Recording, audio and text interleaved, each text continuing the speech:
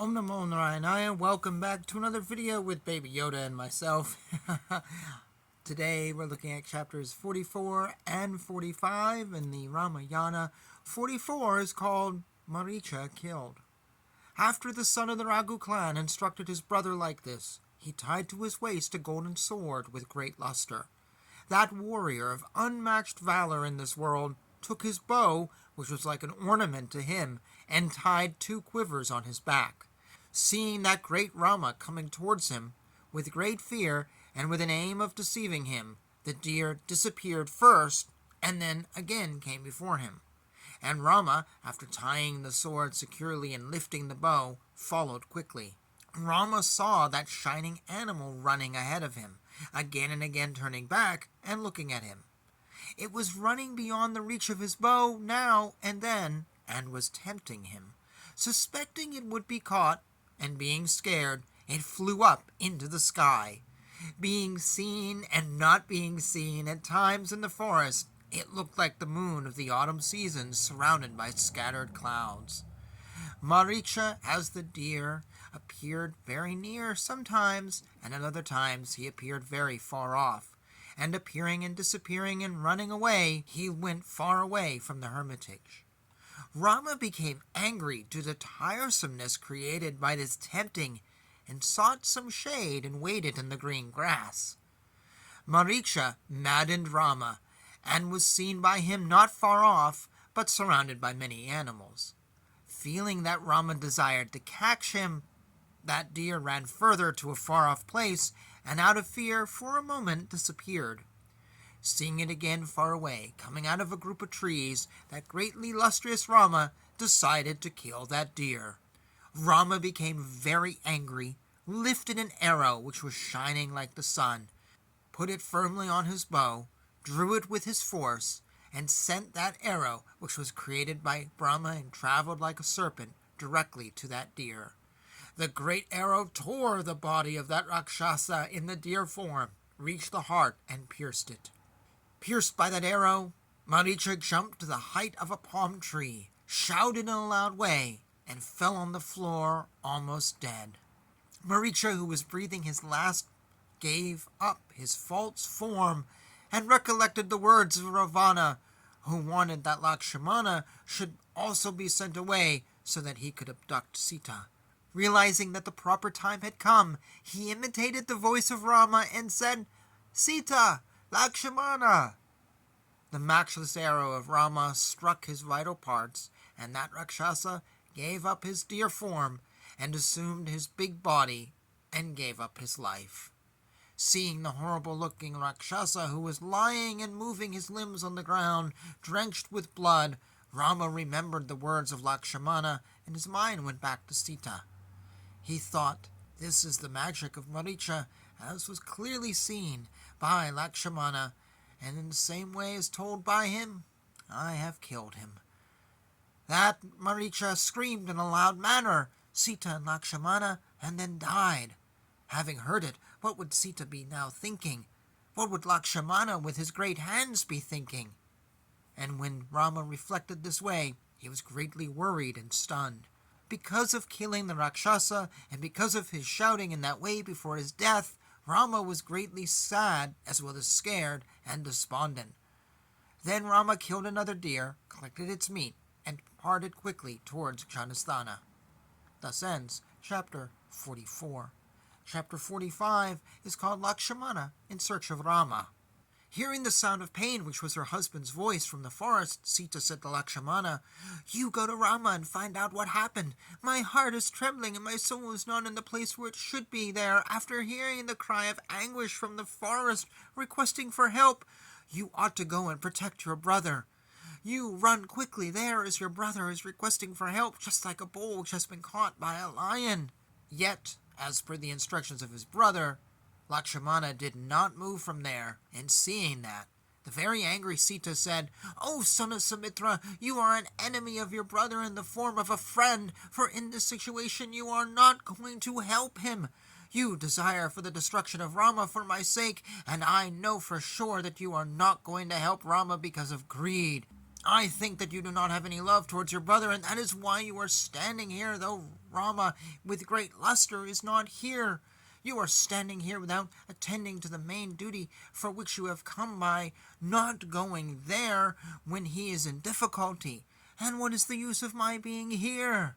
Saying like that, Sita stood there drowning in her tears due to great sorrow, and Lakshmana said to her, who was shivering like a female deer, "O Sita, there is no doubt that even Devas, Gandhavaras, Asuras, serpents, and men cannot win over your husband. Rama is like Indra in war and cannot be faced by Devas, men, Gandhavaras, birds, Rakshasas, devils, Kinnaras, wild animals, and horrible Asuras. Rama cannot be killed in war, and so you should not talk like this, and I am not interested in going, leaving you alone here. He cannot be resisted by even mighty strong people or well-equipped armies, and in the three worlds there is no one who can fight him, even if they are helped by gods.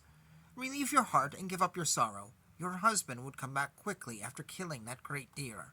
It is clearly not his voice, but one created by illusion, by somebody like the city of Gandhavaras, possibly by that Rakshasa.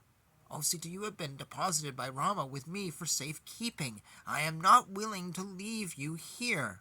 After we killed Kara, we developed enmity with the Rakshasas. In this great forest, Rakshasas who wander, torturing others, speak in many voices, so you should not get worried." Hearing these words, Sita became greatly enraged, and with her eyes turning blood red, she said these harsh, undesirable words to Lakshmana, who was a votary of truth.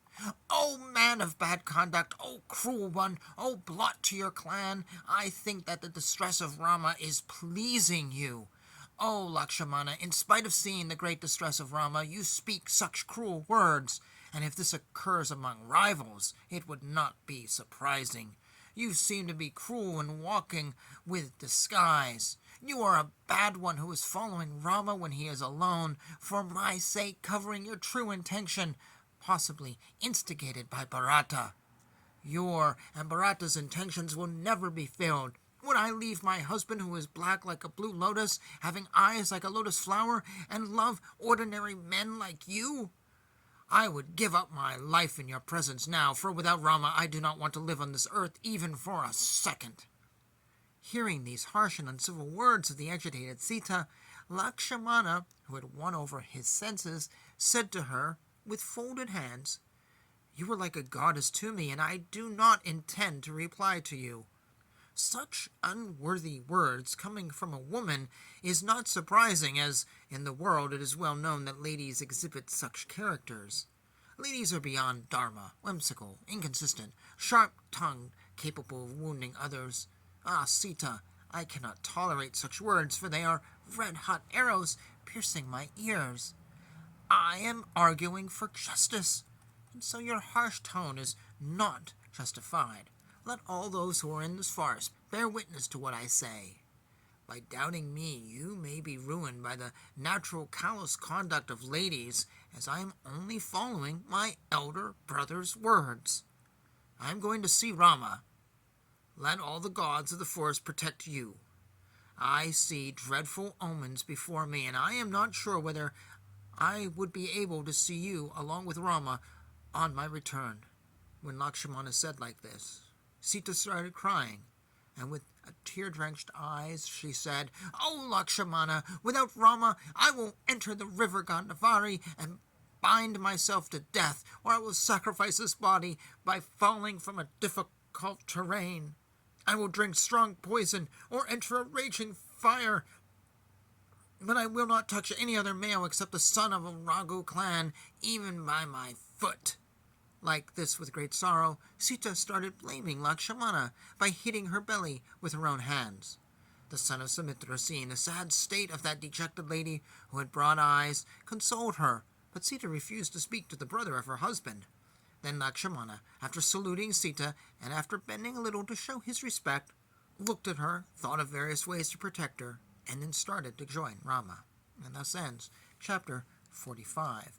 So one can understand, in the heat of the moment, people say crazy things. You know, she obviously thinks this is Rama calling for her.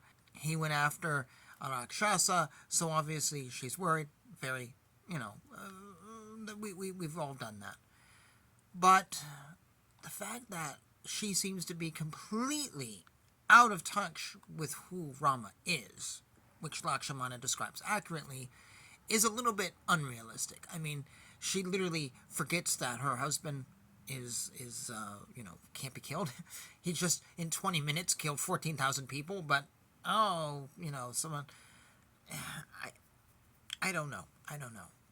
The thing, though, that kind of bothered me about that chapter was the dumping on Lakshmana as this cruel person who was out to get her and her brother and I don't know what. It's now been, 10, 12 years? The three of them have been living together in the forest. The only people they encounter being sages and animals. Have they spent too much time together? I mean, you live with someone for 12 years and now you're like, oh, I see your game plan is to screw my husband over. I'm like, if that was the game plan, why wait so long? Why not do it a long time ago? Why not do it when you're still in contact with Bharata? Not be doing something 12 years after Bharata asked you to. Because this is totally no, it just doesn't work for me on a human level. Yes, we say things we don't mean. Obviously, these three have spent way too much time together and need some space. For her to accuse him of these things that are completely unjustified, like, where's her brain? This is a case of an author who has a direction to go with the story and twists and turns the characters to make that happen. They say that this book was given... they say this book was given by God. That this was, Valmiki got this story. But it's full of so many questions and faults that I have brought up many times. And this is one of them. This lack of just not being, clear in its characters. This, unrealistic things. That it's really interesting that God would give a book that has such faults, that isn't realistic, and has characters that just completely act bonkers for no reason. Yeah, there's moments like this where I'm like, nah, this is not a divine book.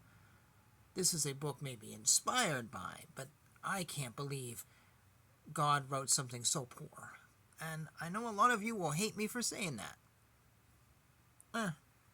Doesn't matter. I'm still going to be making these videos and recording them, whether you agree or not. And I'll still be going through all 6 books on this long journey. So it doesn't really change much whether you agree or not. And you can say, well, you shouldn't criticize and whatever. And Valmiki is a great soul of God. And we shouldn't criticize these great saints.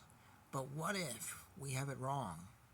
And what if he's not the great saint, and that he gave us something and said, oh, it's from God, but it's not. And he's wrong, and we've been giving all this focus on a great saint, but it's questionable. Yeah. So I'm fine with critiquing a great saint if what I'm being handed makes absolutely no sense. I'm not going to say a saint's a great writer when it doesn't make sense. And these ideas of writing, you can trace to Shakespeare. They're not like Stephen King era. You can go all the way back. You can see it with Shakespeare. You can see it with other things. These rules of writing, that's why Shakespeare is so great. His characters worked. They didn't suddenly do things that didn't make any sense. Hamlet makes so much sense. He didn't one day in one scene going, oh my God, my sister to a nunnery. Oh, you know what? I'm going on a holiday now, and it's going to go away. And the next scene is, 5 years later, Hamlet returns. Makes no sense.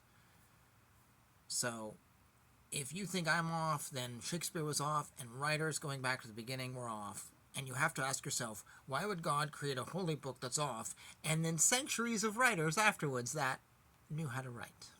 That's my rant. That's my rant for the